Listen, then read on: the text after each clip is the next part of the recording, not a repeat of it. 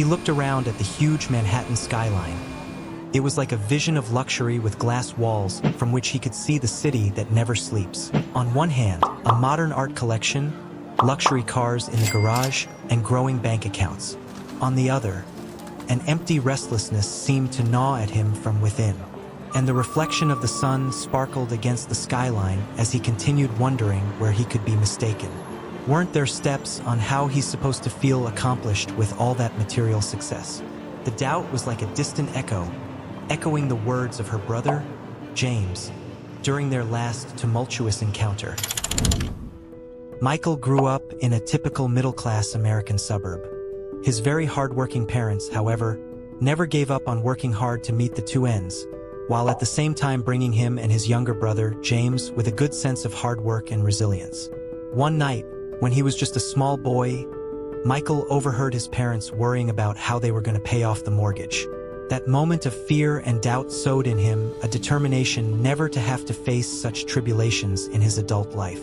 However, James was always the one to take life much more lightly. He was generally very happy with the small things and did not, in essence, pay attention to being high or very concerned with status or issues of wealth. This different attitude to life began to shape the dynamics in which both brothers grew up from a very young age. Their difference of aspirations started getting more and more pronounced as they reached adolescence.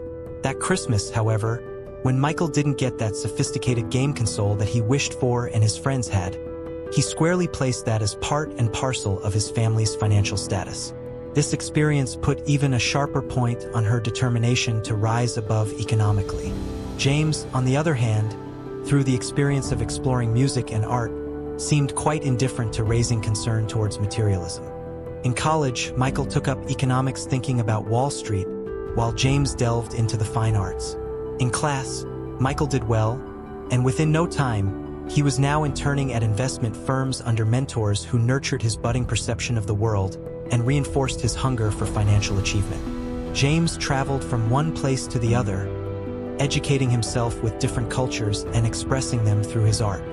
After that, he got an offer from a prestigious consulting company.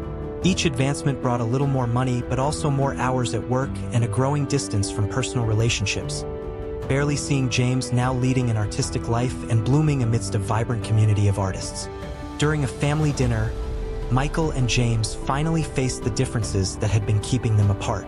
James criticized his brother for measuring life with material gain while he used things like experience and relationships to measure it. That was a turning point conversation for Michael, where for the very first time, he started thinking whether wealth indeed equates to happiness.